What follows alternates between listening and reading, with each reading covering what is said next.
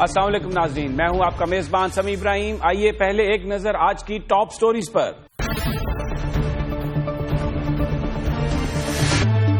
طالبان کو پشاور میں کس قانون کے تحت دفتر کھولنے کی اجازت؟ کیا تحریک انصاف آئین کی خلاف ورزی کرے گی؟ اسلام آباد واقعہ، سپریم کورٹ کا نئی کمیٹی بنانے کا حکم، رپورٹ میں اسلام آباد پولیس کا عمل دخل نہ ہو، سپریم کورٹ۔ یہ کیا ہوا؟ اب وزارت داخلہ خود مشرف کو خطرے میں قرار دے رہی ہے۔ گھر میں بھوک سے معصوم بچوں کی ہلاکتیں، قائم علی شاہ کی وزارت اعلیٰ خطرے میں، آصف زرداری اہم انتظامی فیصلوں کے لیے تیار۔ افغان نائب صدر کے انتقال کے بعد اب ناردرن الائنس کو کون کنٹرول کرے گا؟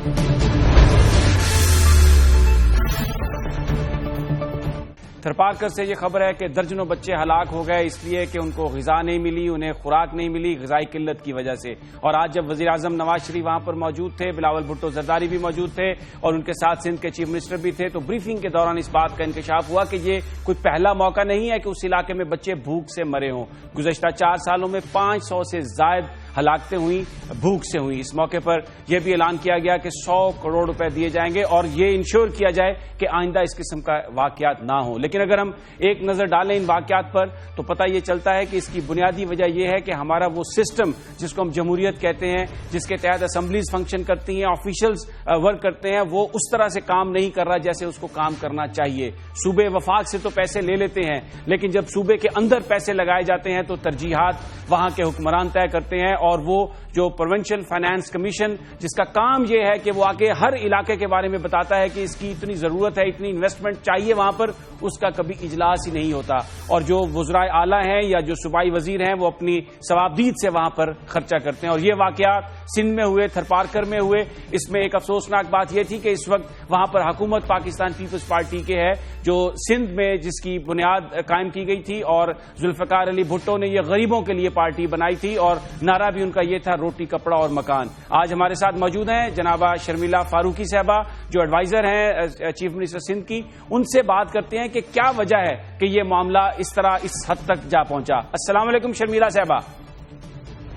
جی وعلیکم السلام۔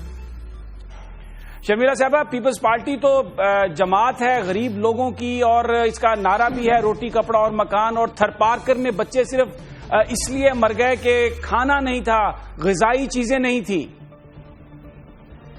دیکھیے ابراہیم صاحب، پہلے تو میں تھوڑی سی کریکشن کرتی چلوں آپ کی کہ بچوں کی جو اموات ہوئی ہے اس کے میڈیکل ریزنز ہیں، میل نرشمنٹ نہیں ہے۔ اور میرے پاس جو رپورٹ سامنے پڑی ہے اور جو میں نے خود مختلف ہاسپٹلز کا مٹھی، دیپلو، چاچرو اور اسلام کوٹ کے اندر جب میں گئی ہوں اور میں نے وہاں سے ریکارڈز لیے ہیں، تو سب سے زیادہ اموات جو ہیں وہ مٹھی کے ہسپتال کے اندر ہوئی ہیں۔ اور اس کی وجہ یہ ہے کہ بہت سارے بچے ایسے تھے جو پری میچور برتھ کی وجہ سے ان کی ڈیتھ ہوئی ہے۔ دوسری وجہ یہ تھی کہ نیمونیا، تیسری وجہ یہ تھی نیونیٹل سیپسس، بلڈ کا انفیکشن، اور دیگر اس قسم کی بنیاد تھی۔ دیکھیے ایشو یہ ہے کہ تھرپارکر ایک ڈیزرٹ ایریا ہے اور وہاں پر قحط آتا ہے، اور ہر سال جب قحط آتا ہے تو اس کو قحط زدہ علاقہ قرار دے دیا جاتا ہے۔ اب سچویشن یہ ہے کہ صرف پیپلز پارٹی کو قصوروار ٹھہرانا کہ جناب پیپلز پارٹی کی حکومت تھی، شہید ذوالفقار علی بھٹو نے روٹی کپڑا مکان کا نعرہ لگایا اور وہاں پر نہ دے سکے، تو میں آپ کو بتا دوں کہ 2008 سے جب سے پیپلز پارٹی کی حکومت آئی ہے سندھ کے اندر، تھرپارکر کے اندر ریکارڈ کام ہوا۔ تھر کول جس کو ہم کہتے ہیں کہ کالا سونا ہے، جس سے شاید تھرپارکر کو اور پورے سندھ اور پورے پاکستان کی قسمت بھی بدل سکتی ہے، اس کا کام شروع ہوا۔ آج جو پرائم منسٹر وہاں پر آئے تھے یہ وہی پرائم منسٹر تھے جنہوں نے تھر کول کا منصوبہ بند کیا تھا، جنہوں نے کیٹی بندر کا منصوبہ بند کیا تھا، جنہوں نے چائنیز انویسٹرز یہاں سے بھگا دیے تھے۔ اگر یہ منصوبہ چل جاتا جو ہم نے 2008 میں آ کے شروع کیا ہے، جو یہاں پر روڈز بنے، جو یہاں پر تعلقہ ہسپتالز بنے، جو یہاں پر رورل ہیلتھ سینٹرز بنے ہیں، یہ پیپلز پارٹی کی حکومت نے کیا۔ اس سے پہلے اگر آپ چلے جائیں تو مجھے بتائیے کہ وہاں کے آج بھی الیکٹڈ ایم پی اے جو ہیں ارباب غلام رحیم، وہ کدھر ہیں؟ اوتھ لینے کے بعد وہ آج تک اسمبلی میں نظر نہیں آئے، نہ کبھی انہوں نے تھر کے واسطوں کے بارے میں کسی قسم کی کوئی آواز اٹھائی ہے۔ اسی علاقے تھرپارکر سے شوکت عزیز صاحب جو ہے الیکٹ ہوئے، اس ملک کے پرائم منسٹر بنے، مجھے بتائیے کہ انہوں نے یہاں پر کیا ڈیولپمنٹ کام کیا؟ اگر کام ہوا ہے تو پیپلز پارٹی کے دور کے ہوا ہے اور آج بھی ہوا ہے۔ لیکن میں جسٹیفائی، میں ابراہیم صاحب میں ہرگز جسٹیفائی نہیں کر رہی ہوں کہ وہاں پر جو بچوں کی اموات ہوئی ہے. میں آج بھی یہ کہتی ہوں کہ وہاں پر بہت زیادہ کام کرنے کی ضرورت ہے, وہاں پر اسپیشلائزڈ کیئر کی ضرورت ہے, وہاں پر گائناکالوجسٹ, پیڈیاٹریشنز کی ضرورت ہے, وہاں پر مزید ہاسپٹلس کی اپ گریڈیشن کی ضرورت ہے, وہاں پر جو ریورس آسمیسس پیپلز پارٹی نے لگائے اس میں اور زیادہ کرنے کی ضرورت ہے. اور دیکھیے یہ آج جو پرائم منسٹر صاحب آئے اور انہوں نے ایک بات کہی, انہوں نے کہا کہ جی دیکھیے سیاست نہ کی جائے اس ایشو کے اوپر. یہ بہت اچھی بات ہے, خوش آئند بات ہے. وہ آئے, انہوں نے 1 ارب روپے کا پیکج کا اعلان کیا. ہونا اب یہ چاہیے کہ اس 1 ارب روپے سے آپ وہاں پر ہاسپٹل بنائیں, آپ وہاں پر اسپیشلائزڈ کیئر دیں, آپ وہاں پر واٹر اسکیم دیں تاکہ لوگوں کی زندگی میں بہتری آئے. میں آپ سے ایک سوال کرنا چاہتا ہوں. آپ نے کہا کہ یہ جو اموات ہوئی ہیں یہ بھوک کی وجہ سے نہیں ہوئی. آج شرجیل میمن صاحب نے بتایا کہ گزشتہ 4 سالوں میں 500 سے زائد بچوں کی ہلاکتیں ہوئی ہیں انہی حالات کی وجہ سے. اور یونائٹڈ نیشن کی یہ رپورٹ ہے کہ جو 5 سال سے کم عمر کے بچے ہیں پاکستان میں 44% ان کی گروتھ سٹنٹڈ ہے, جس سے مراد یہ ہے کہ 15 سال کے بعد جو پاکستان کی یوتھ ہوگی وہ صحت مند یوتھ نہیں ہوگی, نہ ان کے قد کاٹ آج کے نوجوانوں کی طرح ہوں گے, وہ سٹنٹڈ ہوں گے. تو یہ سارا تو پوری دنیا کہہ رہی ہے اور آپ کہہ رہی ہیں کہ یہ ہلاکتیں غذائی قلت کی وجہ سے نہیں ہوئی. دیکھیے میں نے آپ سے کہا نا کہ تھرپارکر جو ہے وہ ایک ڈیزرٹ ایریا ہے, وہاں پر پاورٹی ہے. جب میں لوگوں کی حالت ہزار بہتر کرنے کے بارے میں بات کر رہی ہوں اور میں کہہ رہی ہوں کہ وہاں پر مزید ہسپتالوں کی ضرورت ہے, وہاں پر صاف پانی کی ضرورت ہے, تو میرا کہنے کا مقصد یہ ہے کہ اگر اموات ہو رہی ہیں وہاں پر اور اگر پری میچور بچے پیدا ہو رہے ہیں اور وہ مر رہے ہیں تو اس کا مطلب یہ ہے کہ وہاں پر اسپیشلائز میڈیکل کیئر کی ضرورت ہے. میں گائناکالوجسٹ کی بھی بات کر رہی ہوں, میں پیڈیاٹریشن کی بھی بات کر رہی ہوں. یہ حقیقت ہے کہ 2011 میں 140, 2012 میں 129 اور 2013 میں 149 بچوں کی وہاں پر اموات ہوئی ہے, لیکن وہ سب کے سب میل نیوٹریشن کی وجہ سے نہیں ہوئی ہے. قحط زدہ علاقہ قرار دینا جو ہے وہ صرف کافی نہیں ہوتا. ہر سال حکومت سندھ وہاں پر سبسڈائز ریٹ کے اوپر گندم دیتی ہے. اس سال بھی انہوں نے گندم وہاں پر دی ہے اور آج بھی ڈسٹریبیوٹ کر رہی ہے. بات یہ ہے کہ اس سال یہ معاملہ فوکس میں آ گیا جی شرمیلا صاحب آپ کی بات صحیح ہے, فوکس میں آ گیا اور حکومت اس وقت انتظامات کر بھی رہی ہوگی. میرا سوال اور میں آپ کو یہ بتاؤں کہ میں آپ کو یہ بات بتا دوں جو آپ نے ورلڈ ہیلتھ آرگنائزیشن کی بات کری ہے تو یہ بھی ہے کہ پاکستان کے اندر ہر 1000 برتھس کے اوپر 65 مورٹیلٹی ریٹ ہے, 65 ڈیتھ کا, بچوں کا, نیو بورن بیبیز کا. تو یہ پورے پاکستان کے اندر, یہ پورے پاکستان میں تھرپارکر میں نہیں ہے. دیکھیے اس وقت جو ضرورت ہے وہ سب سے زیادہ ضرورت یہ ہے کہ آپ وہاں پر جابز دیں, آپ وہاں پر پاورٹی ایلیویشن کے پروگرامز دیں, آپ وہاں پر صاف پینے کا پانی دیں, آپ میڈیکل کیئر دیں. دیکھیے ایک نیو بورن بیبی جو وہاں پر جس کا انتقال ہوتا ہے وہ اس وجہ سے نہیں ہوتا کہ اس کو گندم نہیں پہنچا, وہ اس وجہ سے ہوتا ہے کیونکہ ماں مال نیرسٹ ہے, کہ اس وجہ سے ہوتا ہے کیونکہ وہاں پر اسپیشلائز میڈیکل کیئر نہیں ہے. یہی بات میں آپ سے کرنا چاہ رہا تھا شرمیلا صاحبہ کہ یہ جو ساری چیزیں جن فیسلٹیز کا آپ ذکر کر رہی ہیں اس کے لیے ڈیولپمنٹ فنڈ چاہیے ہوتے ہیں. میرا سوال یہ ہے کہ جو ایک پروونشل فائنانس کمیشن ہوتا ہے جو ہر علاقے کی, ہر ضلع کی ترجیحات بیان کرتا ہے آ کے, جس کے بعد فیصلہ کیا جاتا ہے کہ کس علاقے کو کتنے فنڈز کی ضرورت ہے, اس کا کسی صوبے میں بھی کبھی اجلاس نہیں ہوا. کب آپ صحیح ترجیحات طے کرنے میں کامیاب ہوں گے؟ ہر سال قحط زدہ قرار دے دینا یا ایسے موقعوں پر بیان بازی سے تو معاملہ حل نہیں ہوگا. دیکھیے پروونشل فائنانس کمیشن کے دورے کے علاوہ ایک چیز ہوتی ہے سینسس, جو اس ملک میں 2006 کے بعد نہیں ہوا ہے. سب سے پہلے تو آپ کو سینسس کرنا ہے کہ کس عمر کے بچے یا لوگ کہاں پر ہیں, کس ایریا کے اندر ان کی کانسنٹریشن ہے. یہاں پر چھوٹے بچے ہیں تو یہاں پر چھوٹے بچوں کے ہسپتال چاہیے, یہاں پر پرائمری اسکول چاہیے, یہاں پر ٹرشری کیئر چاہیے. یہ تمام چیزیں ہوتی ہیں. تو سب سے پہلے تو آپ سینسس کرائیں اور یہ فیڈرل گورنمنٹ کا کام ہے, فیڈرل گورنمنٹ کرا لے سینسس, ہمیں اعتراض نہیں ہے. ہمارے خورشید شاہ اپوزیشن لیڈر یہ بات کہہ بھی چکے ہیں on the floor of the assembly اور درخواست بھی کر چکے ہیں پرائم منسٹر سے.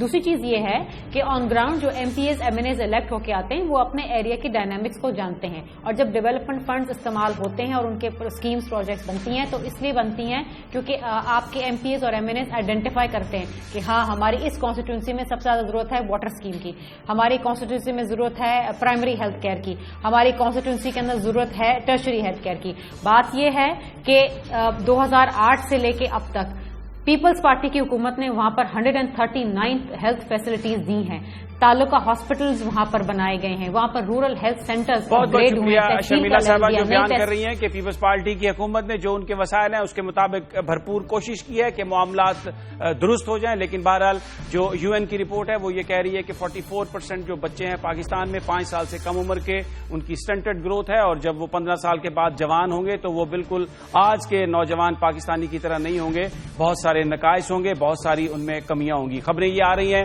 کہ آصف علی زرداری نے سندھ چیف منسٹر کو بھی طلب کر لیا ہے دبئی میں، اور لگتا یہ ہے کہ اگلے 2-3 دنوں میں اہم انتظامی فیصلے کیے جائیں گے، اس لیے کیے جائیں گے تاکہ جو واقعات تھرپارکر میں ہوئے ان کا اعادہ نہ ہو۔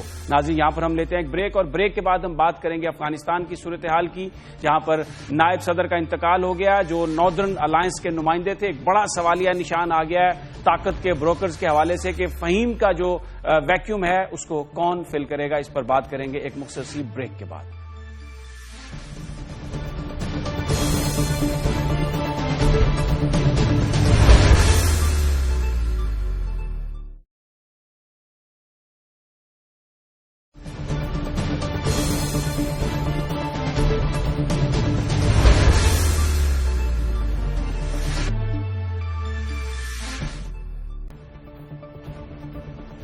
اس وقت پوری دنیا کی کوشش ہے کہ افغانستان سے نیٹو فورسز اور امریکن فورسز کے وڈرال کے بعد وہاں پر سچویشن اس طرح سے بن سکے، ایسی حکومت کا قیام عمل میں آ سکے جو طالبان کا مقابلہ کر سکے۔ لیکن ایک اہم ڈیولپمنٹ یہ ہوئی ہے کہ افغان نائب صدر جناب فہیم ان کا انتقال ہو گیا ہے۔ وہ ناردرن الائنس کو کنٹرول کرتے تھے، تاجک تھے اور بہت بڑے پاور بروکرز تھے۔ ماضی میں اگرچہ حامد کرزئی کے ساتھ ان کے اختلافات رہے، لیکن پھر بعد میں امریکن انٹرونشن سے، ان کی ڈپلومیسی سے ان کے درمیان تعلقات بہتر ہو گئے تھے۔ اب افغانستان میں انتخابات سے 1 ماہ قبل افغان نائب صدر کا انتقال اور یہ ایک بڑا جو ویکیوم ہے اس نے بڑے سوالیہ نشان کھڑے کر دیے ہیں کہ ناردرن الائنس کس سمت جائے گا۔ اگر نتائج ایسے نہ ہوئے جو ناردرن الائنس کو ایکسیپٹیبل ہوئے تو پھر کیا ہوگا؟ یہ جو ساری گیم ہے اس پر کس طرح سے اس کا اثر پڑے گا؟ ہمارے ساتھ بریگیڈیئر ریٹائرڈ محمود شاہ ہیں، ان سے اس حوالے سے گفتگو کریں گے۔ السلام علیکم جناب شاہ صاحب۔ وعلیکم السلام ورحمۃ اللہ۔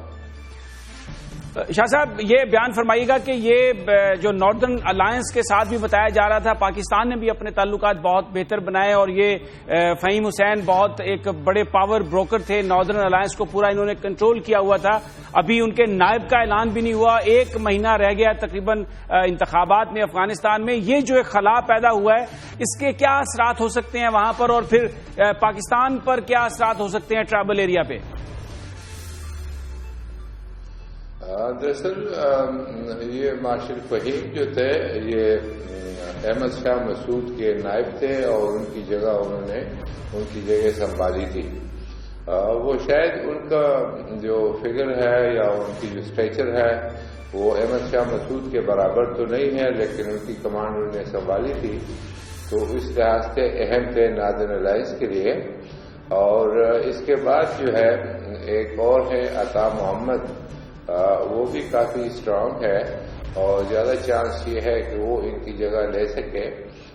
دوسری طرف رشید دوستم ہے جو ان سے علیحدہ ہے، وہ ازبکس کی جو ہے ان کی کمانڈ کرتا ہے، تو یہ ناردرن الائنس کے لیے ایک دھچکا ہے، اور اس لحاظ سے جو ناردرن الائنس کو ایک فوقیت حاصل تھی پشتون ایریا کے مقابلے میں، کیونکہ پشتون ایریا میں کوئی لیڈرشپ نہیں ہے، تو اس لحاظ سے میں سمجھتا ہوں کہ شاید حالات تھوڑی سی بہتری کی طرف جائیں، اور ناردرن الائنس میں یہ جو ویکیوم کریٹ ہوا ہے اس کو فل کرنے کے لیے ابھی انتظار کرنا پڑے گا کہ کون آتا ہے۔ لیکن عطا محمد بھی کافی سخت گیر قسم کا آدمی ہے، اور وہ زیادہ رشید دوستم کے خلاف رہا ہے، اور اس طریقے سے ناردرن الائنس میں وہ جو یکجہتی تھی شاید وہ کم ہو جائے، اور اس لحاظ سے ناردرن الائنس کی جو میں نے کہا کہ تھوڑی سی سپیریورٹی تھی، یا ان کی ابھی بھی بیوروکریسی میں اور حکومت میں ان کا میجر حصہ ہے ناردرن الائنس کا، شاید وہ تھوڑا سا کم ہو جائے، اور اگر وہ کم ہوتا ہے تو اس طریقے سے افغانستان میں حالات بہتر ہو سکتے ہیں۔ اچھا شاہ صاحب، یہ بتایا جاتا ہے، پاکستانی اکابرین یہ کہتے ہیں کہ اب صرف پشتونوں سے ہی پاکستان کے تعلقات نہیں ہیں، وہاں پر جو ناردرن الائنس تھا اس سے بھی بڑے تعلقات بہتر بنائے تھے، کیونکہ پاکستان اس پالیسی پر جا رہا ہے کہ تمام پارٹیز جو افغانستان کی ہیں وہ ایکسیپٹیبل ہیں۔ تو یہ جو نائب صدر کا انتقال ہے، اس سے وہ جو پاکستان کی کوششیں تھیں ناردرن الائنس کے ساتھ تعلقات کو بہتر بنانے کی، وہ آپ کس طرح سے دیکھتے ہیں؟ آپ دراصل میرے خیال میں پاکستان کی یہ پالیسی جاری رہنی چاہیے اور تمام افغانستان کے جو ایتھنک گروپس ہیں ان کو برابر کی امپورٹنس اہمیت دینی چاہیے اور صرف پشتونوں کے حقوق کے اوپر بات نہیں کرنی چاہیے۔ ہمیں وہاں پر کسی ایک ایتھنک گروپ کو سپورٹ نہیں کرنا چاہیے، بلکہ سب کے ساتھ یکساں ڈیلنگ کرنی چاہیے، اور جو ہم نے ناردرن الائنس کے ساتھ اپنے جو تعلقات ہیں وہ امپروو کیے ہیں وہ جاری رہنے چاہیے۔ اور یہ جو وہاں پر جنرلی یہ فضا پائی جاتی ہے کہ ہم شاید پشتونوں کے لیے ہی زیادہ بات کرتے ہیں، وہ نہیں ہونی چاہیے۔ ہمارے فیورٹس جو ہے وہ تمام افغان سے ہیں، تمام افغان ہمارے لیے برابر ہونے چاہیے، اور ان کے جو آپس میں اختلافات ہیں ان کو بیٹھ کے ان کو حل کرنا چاہیے۔ اور ہمیں اچھا شاہ صاحب، میرے پاس وقت کم ہے، ایک میں آپ سے سوال کرنا چاہتا ہوں کہ ماضی میں تو یہ ہم نے دیکھا ہے کہ انڈیا بھی بہت کلوز رہا ہے ناردرن الائنس کے، اور بہت سارا جو اس کا انفلوئنس ہے وہ بڑھانے میں ناردرن الائنس نے بڑی مدد کی ہے انڈیا کی۔ یہ بیان فرمائیے گا کہ یہ فہیم صاحب کا اس وقت جو انتقال ہے، انڈیا کی پوزیشن جو ہے ناردرن الائنس پہ، اس پہ کچھ فرق پڑے گا؟ کچھ وہ پرابلم میں آئیں گے، یا ان کے ریلیشن شپ جو ہیں وہ اب اشخاص سے زیادہ پورے اس الائنس کے ساتھ ہو چکے ہیں؟ ان کے زیادہ جو ہے اس الائنس کے ساتھ ہے۔ مارشل فہیم کی صرف انڈیا کے ساتھ نہیں بلکہ رشیا کے ساتھ بھی ان کے تعلقات تھے، اور ان کے جو زیادہ پولیٹیکل لیڈرشپ ہے جو کہ یونس قانونی ہے اور عبداللہ ہے، وہ وہیں پر موجود ہے۔ یہ ایک اسٹرانگ مین تھے، ملٹری کو وہی کمانڈ کرتے تھے، لیکن سیاسی طور پہ جو لوگ تھے وہ موجود ہیں، اور وہ ان کی جو ٹلٹ ہے وہ انڈیا کی طرف ہے۔ لیکن میں سمجھتا ہوں کہ ہمیں اس سے گھبرانا نہیں چاہیے، اور ہمیں تمام یعنی کوئی بھی ایسا فیکٹر ہمیں ڈھونڈنا نہیں چاہیے کہ چونکہ انڈیا کے وہاں انفلوئنس ہو جائے گا تو ہمیں اپنی پرانی پالیسی پہ جانا چاہیے۔ میرے خیال میں ہمیں ایک حقیقت پسندانہ پالیسی جو کہ تمام افغان ہمارے لیے برابر ہے، چاہے انڈیا ادھر ہو یا نہ ہو، یا کوئی اور سپر پاور وہاں پر کچھ کر رہا ہو، ہمیں افغان کو تمام کو ایکولی ٹریٹ کرنا چاہیے۔ بہت بہت شکریہ محمود شاہ صاحب، جو کہہ رہے تھے کہ پاکستان کو اپنی کوششیں جاری رکھنی چاہیے کہ افغانستان کے اندر جو مختلف گروپس ہیں ان تمام کے ساتھ تعلقات بہتر بنانے چاہیے۔ ناظرین، یہاں پر ہم لیتے ہیں ایک بریک، اور بریک کے بعد ہم بات کریں گے ایئر مارشل ریٹائرڈ شاہد لطیف سے، اور یہ جاننے کی کوشش کریں گے کہ پاکستان کی فوج تو اب مذاکرات میں شامل نہیں ہو رہی، کیا وجہ ہے کہ سیاستدان پاکستان کی فوج کو طالبان کے ساتھ مذاکراتی کمیٹی میں ضرور شامل کرنا چاہتے ہیں؟ ایک مختصر سی بریک کے بعد۔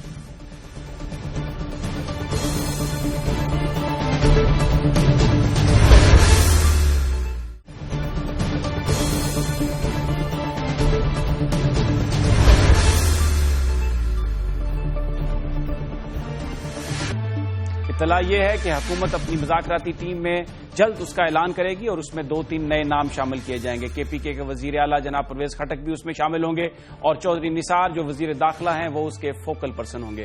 بتایا یہ جا رہا ہے کہ کل وزیر اعظم نواز شریف کی عمران خان صاحب سے ملاقات ہونے والی تھی، طے یہ تھا کہ پہلے چودھری نثار کی ان سے ملاقات ہونی تھی، وہ تو ہوئی، اور اس کے بعد یہ تھا کہ وزیر اعظم بھی عمران خان سے بات کریں گے، لیکن بتایا یہ جاتا ہے کہ بعض حلقوں کی جانب سے جب اس پر بات ہوئی تو اس کے بعد عمران خان نے اپنا فیصلہ واپس لیا، اور نواز شریف صاحب سے ملاقات کرنے کی بجائے انہوں نے ٹیلی فون پر ہی نواز شریف صاحب سے گفتگو کی۔ دوسری اہم خبر یہ آ رہی ہے کہ پاکستان کی فوج نے یہ بتایا سول لیڈرشپ کو کہ وہ چاہتے یہ ہیں کہ جو اس وقت طالبان کے ساتھ مذاکراتی عمل ہے یا آپریشن، جو بھی حکومت فیصلہ کرے، حکومت اس کی اونرشپ لے، اور پاکستانی فوج آئین اور قانون کے تحت پابند ہے اس بات کی کہ جو بھی سیاسی حکومت انہیں حکم دے گی وہ اس کے مطابق عمل کریں گے، لیکن مذاکرات میں شامل کرنا کسی فوجی کو یہ مناسب نہیں ہوگا، کیونکہ ایک رانگ میسج آئے گا، اور وہ پاکستان فوج کے جوان جو اس وقت طالبان کے خلاف جنگ لڑ رہے ہیں، پاکستان کے عوام کو بچانے کے لیے، ان کے جان و مال کے تحفظ کے لیے اپنی قربانیاں دے رہے ہیں، ان کو ایک بڑا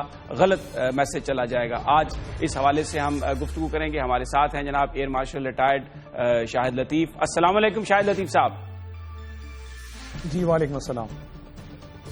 شاہد لطیف صاحب، اسلام آباد میں یہ خبریں گردش کر رہی ہیں کہ پاکستان کی فوج نے یہ واضح کیا ہے سیاسی قیادت پر کہ وہ آئین اور قانون کے تحت ہر وہ چیز کرنے کے پابند ہیں جو پاکستان کی سیاسی حکومت کہے گی، اس لیے انہیں مذاکراتی کمیٹی میں شامل کرنا مناسب نہیں ہوگا۔ اس سے ایک غلط میسج جائے گا، اور اس کے ساتھ اس پر بھی کمنٹ فرمائیے۔ یہ خبریں آ رہی ہیں کہ اس وقت پاکستان کی فوج مکمل طور پر تیار ہے اور یہ سمجھا جا رہا ہے کہ اگر آپریشن میں ڈیلے ہوا، برف پگھل گئی تو بہت سارے لوگ بارڈر کراس کر کے افغانستان چلے جائیں گے۔ دیکھیں جی، جہاں تک پاکستان فوج کا تعلق ہے، یہ کافی دن سے یہ بحث چل رہی ہے، اور میں نے مختلف پروگرامز میں یہی کہا کہ یہ ہرگز مناسب نہیں ہے کہ پاکستانی فوج کو مذاکرات میں شامل کیا جائے۔ اس کی وجوہات ہیں۔ پہلی بات تو یہ کہ فوج جو ہے وہ تو طاقت کے استعمال کے لیے ہوتی ہے، اس کا ہرگز یہ مذاکرات والا جو ہے وہ ڈومین نہیں ہے۔ اور دوسرا یہ کہ سیاست، مفاہمت، مصالحت یہ تو فوج کے دائرہ کار میں ہرگز نہیں ہے۔ تو لہٰذا ایک ایسی پارٹی کو وہاں بٹھانا کہ جس کے ذمے یہ کام ہے کہ جب آپ کے پولیٹیکل معاملات جو ہیں ان میں آپ کو ناکامی ہو تو پھر فوج کو استعمال کیا جائے، طاقت کا استعمال کیا جائے، تو آپ شروع میں ہی ان کو اس سیاست والے معاملے میں جو ڈالنا ہے وہ کسی صورت بھی مناسب نہیں بنتا۔ دوسری بات یہ کہ یہ پولیٹیکل لیڈرشپ کا کام ہے کہ معاملہ پولیٹیکل ہے، سیاسی ہے، اس کو اسی طرح حل کیا جانا چاہیے، اور اگر آپ کو ناکامی ہوتی ہے تو پھر فوج کو سامنے لے آئیں۔ اور فوج شروع سے یہ کہہ رہی ہے، جیسے اے پی سی ہوئی، اے پی سی کے بعد بھی یہی کہا گیا، اور فوج نے باقاعدہ یہ کہا کہ جو آپ کے معاملات ہیں جس کے اندر اگر آپ کہیں گے کہ مذاکرات ہونے چاہیے تو ہم باقاعدہ اس کی تقلید کریں گے۔ آج بھی ان کا یہی سٹانس ہے۔ اب دوسری طرف دیکھنا یہ ہے، سیاسی حکومت کو یہ دیکھنا ہے فیصلہ کرتے ہوئے کہ یہ مذاکرات یا آپریشنز، اس میں سے فیصلہ کس چیز کا ہونا چاہیے۔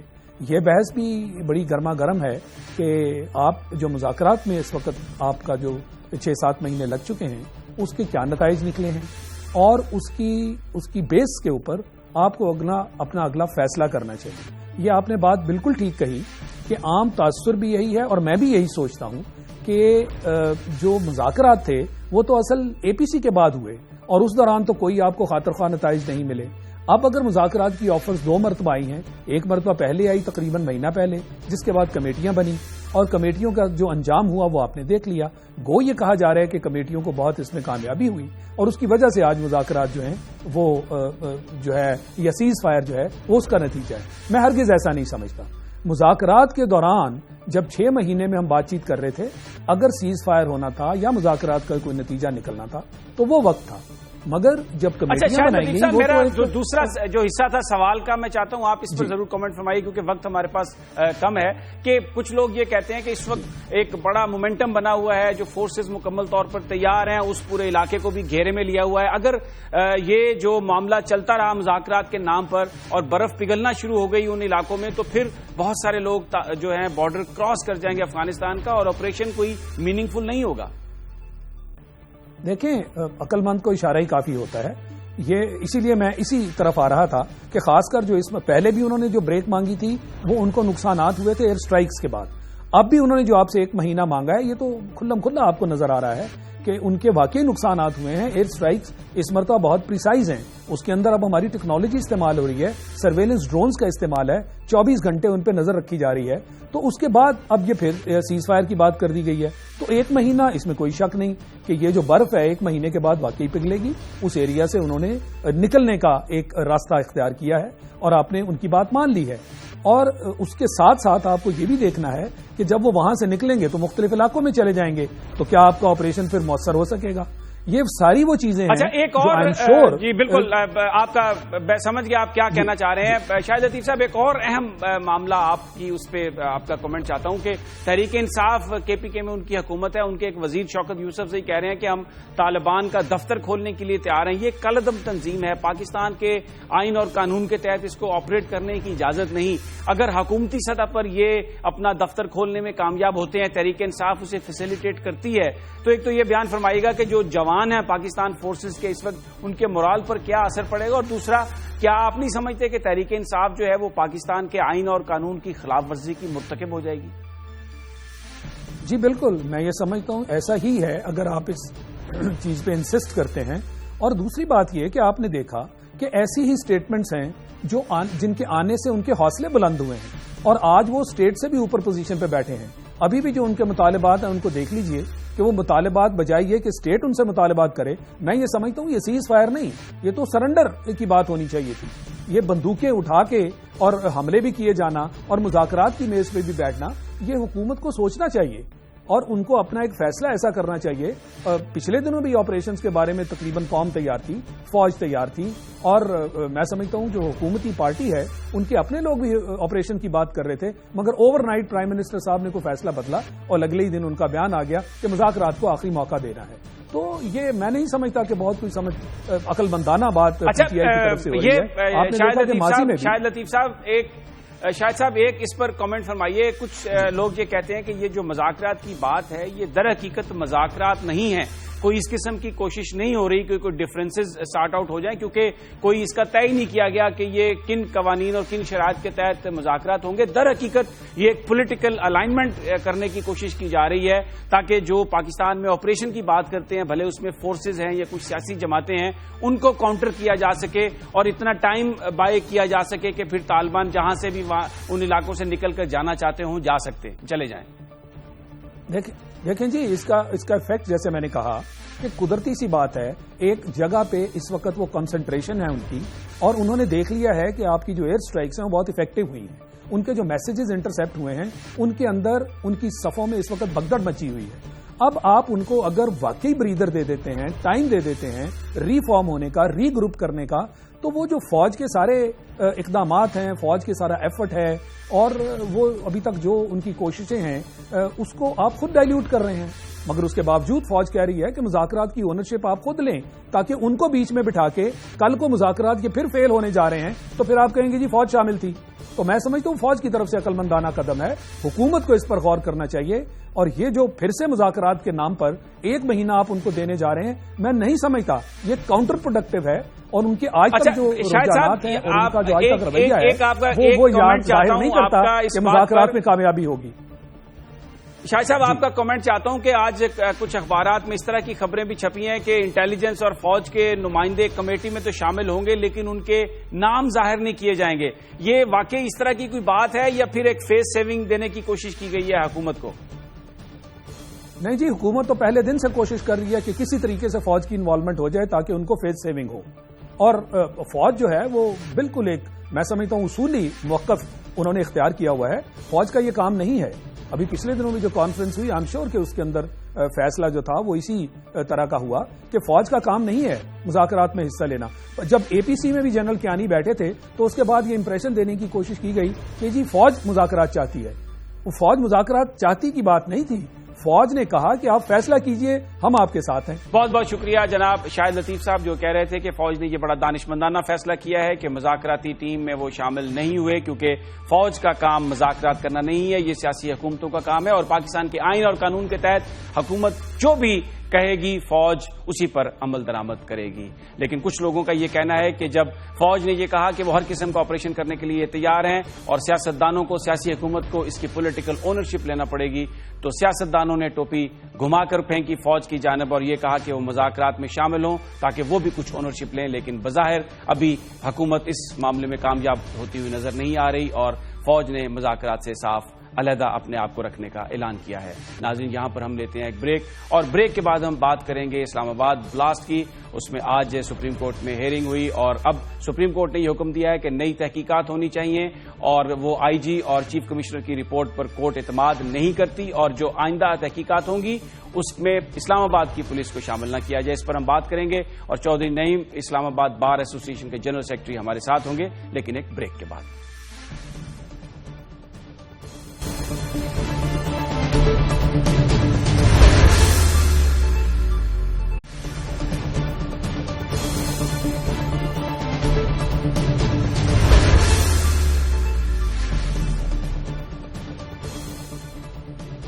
सुप्रीम कोर्ट ऑफ पाकिस्तान ने आज जो रिपोर्ट थी चीफ कमिश्नर और आईजी इस्लामाबाद की जानिब से पेश की गई इस्लामाबाद ब्लास्ट के हवाले से, उसको नामुकम्मल करार दे दिया है, उस पर अदम एतमाद का इजहार किया है और कहा है कि एक आजादाना रिपोर्ट बनाई जाए और सेक्रेटरी दाखिला को कहा है कि इस्लामाबाद पुलिस को इसमें शामिल मत किया जाए। इसके अलावा सुप्रीम कोर्ट ने जो बड़ी सियासी शख्सियात हैं उनको भी रोक दिया है कि इस वाक़े के हवाले से कोई बयान न दें, क्योंकि इससे जो तफ्तीश है, जो तहकीकात हैं, वो मुतासर हो सकती हैं। आज इस्लामाबाद डिस्ट्रिक्ट बार एसोसिएशन के जनरल सेक्रेटरी चौधरी नईम अली हमारे साथ मौजूद हैं।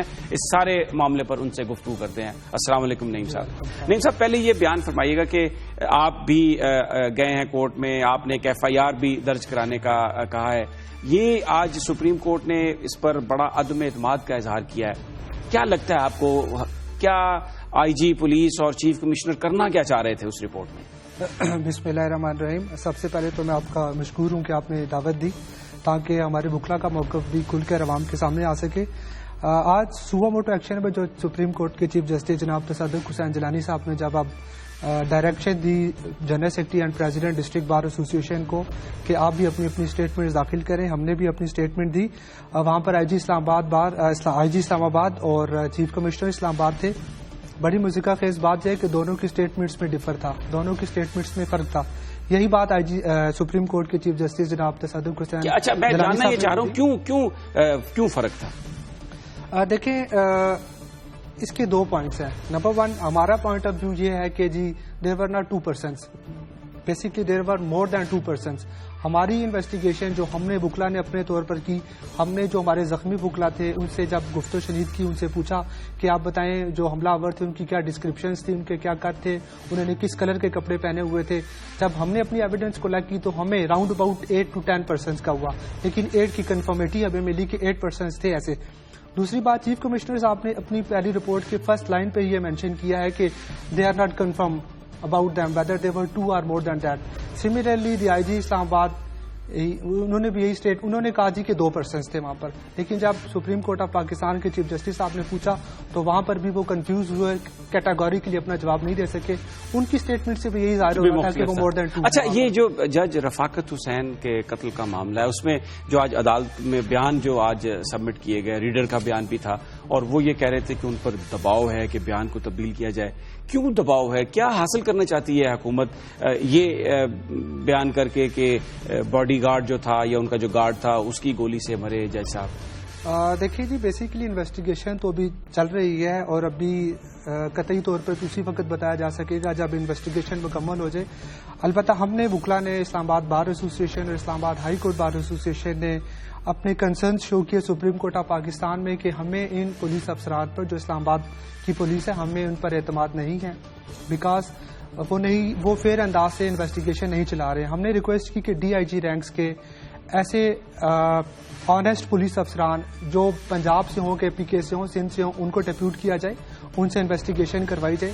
अब जहां तक जज साहब के उसके मामला था, वो तो चूंकि अभी कहना कबल इस वक्त है, मैं अपनी कोई स्टेटमेंट दूं वो इस वजह से हम अभी दुरुस्त सिमत में नहीं जा सकते हैं कि अभी इन्वेस्टिगेशन मुकम्मल हो जाए, देन हम अपना स्टेटमेंट खुल के सामने करेंगे। लेकिन बज़ाहिरन मुझे नहीं लगता कि शायद वो गार्ड की ही फायर से वो शहीद हुए हैं। अब आपकी डिमांड, अभी हड़ताल भी चल रही है, अब आपकी डिमांड्स क्या हैं? बेसिकली आप चाह रहे हैं एक FIR भी आपने दी हुई है किसी थाने में? जी बिल्कुल, हमने वजीर दाखिला के खिलाफ, IG इस्लामाबाद के खिलाफ, SSP इस्लामाबाद के खिलाफ हमने एप्लीकेशन दी है कि बेसिकली दे आर अक्यूज्ड। उनको आज हमारी जनरल बॉडी का इजलास हुआ जिसमें हमारे इस मौक़िफ़ वो अक्यूज्ड इसलिए आप समझ रहे हैं कि उन्होंने नेग्लिजेंस की, इसलिए डेफिनेटली दे आर रिस्पॉन्सिबल, क्योंकि वो तो मौके पे अब जब ये सारी वारदात हुई है ना वजीर दाखिला थे, ना IGP थे, ना चीफ कमिश्नर थे वहां पे। आपकी बात बिल्कुल दुरुस्त है। देखें, इस्लामाबाद या पूरे पाकिस्तान मुल्क को कौन चलाता है? गवर्नमेंट चलाती है, अदारे चलाया करते हैं। जब अदारे ही इतने कमजोर हों, जिनके पास इतनी सख्त ना हो कि अपने मुल्क के शहरियों को तहफ़्फ़ुज़ दे सकें, उनको सिक्योरिटी प्रोवाइड कर सकें, इस्लामाबाद जो पाकिस्तान का दिल है, central and integral part of the country है, कैपिटल है, अगर कैपिटल महफूज नहीं है, मैं अक्सर अपने प्रोग्राम्स में जिसमें मुझे मदऊ किया जाता है, मैं यही कहता हूं अगर इस्लामाबाद महफूज नहीं है तो फिर पाकिस्तान का कोई भी ऐसा कोना नहीं है। अच्छा नईम साहब, ये बताइए कि कुछ کوئی وہاں پر اسپیکولیشن تھی اس دھماکے سے پہلے؟ کوئی خطرہ تھا؟ کبھی کسی نے اظہار کیا اس بات کا کہ یہاں اسلام آباد کورٹس میں دوبارہ حملہ ہو سکتا ہے؟ کیونکہ جب افتخار چودھری صاحب کی کیمپین چل رہی تھی اس وقت وہ آئے تھے تو تب ایک دھماکہ ہوا تھا. اب ان دنوں میں کچھ تھا اس قسم کا سلسلہ؟ دیکھیے ایسے تو ہمیں کوئی تھریٹ نہیں تھا اس طرح کا کوئی حملہ ہوگا، لیکن جب ہماری ڈپٹی کمشنر اسلام آباد سے میٹنگ ہوئی تو فرسٹ میٹنگ میں ہم نے ڈپٹی کمشنر صاحب سے کہا کہ سیکورٹی کنسرنز ہیں، ہمارے اسکینرز خراب ہیں، سیکورٹی میجرمنٹس کوئی نہیں ہے، آپ مہربانی کر کے آئیں، وزٹ کریں وہاں پر اور وہاں پر دیکھیں کہ سیکورٹی کی کتنی مخدوش حالت ہے. اور پھر اس کے بعد آپ نے دیکھا کہ 3 مارچ کو جو ایک افسوسناک اور دردناک واقعہ ہوا، وقوع پذیر ہوا، جس کی ماضی میں اسلام آباد کی ہسٹری میں ایسی مثال نہیں ملتی، جس بے دردی سے ہولناک انداز سے وکلا کو شہید کیا گیا، ان کو زخمی کیا گیا، اس کی مثال اس سے پہلے کہیں نہیں ملتی.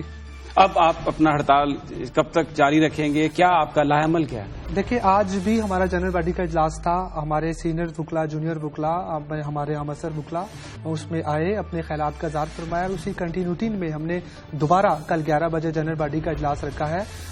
اس میں تمام وکلا اپنی آراء دے رہے ہیں. انشاءاللہ جب ہم کل کنکلوڈ کریں گے تو ڈیفینیٹلی اس کا ایک مضبوط لاہ عمل کریں گے. لیکن میں آپ کے چینل کے ذریعے میں ایک بات حکومت وقت کو بتا دینا چاہتا ہوں بڑے واضح الفاظ میں کہ ہمارے وکلا کا جو خون ہے وہ رہا نہیں جائے گا. ہم چاہتے ہیں کہ ملزمان کو کیفری کردار تک پہنچایا جائے، ان کو اریسٹ کیا جائے اور قرار واقعی سزا دی جائے. وہ جو ہمارے وکلا زخمی ہیں ان کے لیے جس انداز سے 75,000 روپے کا کمپنسیشن انہوں نے گورنمنٹ کی طرف سے ہوا، بڑی معیوب سی بات ہے کہ ایسے زخمی ہیں سر کہ میں آپ کو بتاؤں کہ آپ دیکھیں آپ کے رونگٹے کھڑے ہو جائیں گے. ابھی وہ 2 سے 4 سال 5 سال تک بھی ایسے وکلا جو وکالت نہیں کر سکیں گے. بڑی بری صورتحال ہے، کوئی ان فیملی کو کون دیکھے گا؟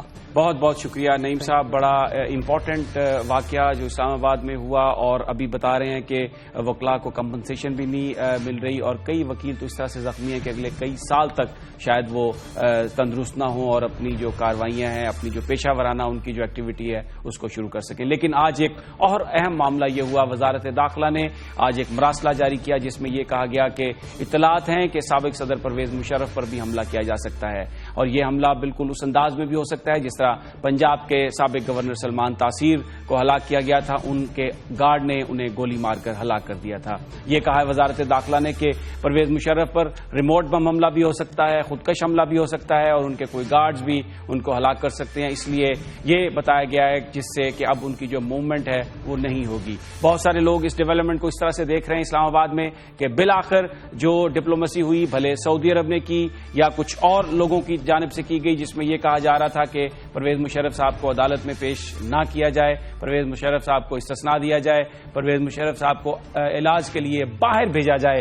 لگتا ہے وہ ساری جو انویزیبل ہینڈز تھے جو کر رہے تھے اب اس کے اثرات سامنے آنا شروع ہو گئے ہیں. وزارت داخلہ کی اس رپورٹ کے بعد اب اس بات کا کوئی امکان نہیں کہ پرویز مشرف صاحب عدالت میں پیش ہوں گے، کیونکہ وزارت داخلہ پاکستان کی خود کہہ رہی ہے کہ ان کی جان کو خطرہ ہے، ان پر حملہ ہو سکتا ہے اور ان کی موومنٹ کو ریسٹرکٹ کیا جائے، ان کی موومنٹ نہ کی جائے، جس کا مطلب یہ ہے کہ وہ AFIC میں رہیں گے، وہیں پر اپنا علاج کرائیں گے، اور اگر ان کو ضرورت پڑی تو ہو سکتا ہے وہ بیرون ملک بھی چلے جائیں. اور یہی وزارت داخلہ، یہی پاکستان کی سیاسی قیادت جو یہ کہتی رہی ہے کہ نہ ان کو استثناء ملے گا اس طرح سے کہ عدالت میں وہ پیش نہ ہوں، اور یہ بھی ان کو کہا گیا کہ انہیں باہر جانے کی اجازت نہیں دی جائے گی. لیکن اب جو شواہد ہیں، جو اسلام آباد میں اس وقت اسپیکولیشن ہے، جو لوگ بتا رہے ہیں کہ اس بات کا بہت بڑا قوی امکان ہے کہ پرویز مشرف صاحب علاج کے لیے باہر بھی چلے جائیں گے. وزارت داخلہ کی اس رپورٹ کے بعد اس بات کا کوئی امکان نہیں کہ وہ عدالت میں پیش ہوں. اب اگر وہ عدالت میں پیش نہیں ہوتے تو اس کا مطلب ہے ان پر فرد جرم بھی عائد نہیں ہو سکتی، اور یہی وہ نقطہ تھا. پرویز مشرف کے وکلاء یہی کہتے رہے کہ ان پر فرد جرم عائد نہیں ہو سکتی جب تک اس بات کا فیصلہ نہ ہو جائے کہ یہ جو عدالت ہے اس کی تشکیل آئینی ہے، اس کی تشکیل غیر قانونی نہیں. اگرچہ اسلام آباد ہائی کورٹ اس کا فیصلہ دے چکی ہے، لیکن اس حوالے سے سپریم کورٹ میں ایک اپیل موجود ہے، اور اب نظر یہ آ رہا ہے کہ سابق صدر پرویز مشرف پر فرد جرم عائد نہیں ہو سکے گی، اس لیے کہ حفاظت کے پیش نظر، سیکیورٹی کے پیش نظر وہ پیش نہیں ہوں گے عدالتوں میں، اور اس بات کا بھی امکان ہے کہ وہ شاید باہر چلے جائیں. وہی جو ماضی میں ہوتا رہا ہے، نظریہ ضرورت کہا تو جاتا ہے کہ دفن ہو گیا، لیکن بڑے آدمی انٹچیبلز، نظریہ ضرورت ان کے لیے موجود. یہ قانون شاید صرف غریب پاکستانیوں کے لیے ہے جن کی کوئی پہنچ نہیں، جن کی کوئی سفارش نہیں. یقیناً قانون کا ہاتھ ان کو اپنی جکڑ میں لیتا ہے. ناظرین، یہ تھا آج کا پروگرام. کل پھر آپ سے ملاقات ہوگی ٹاپ سٹوری میں. اجازت دیجیے. اللہ نگہبان. ہیں.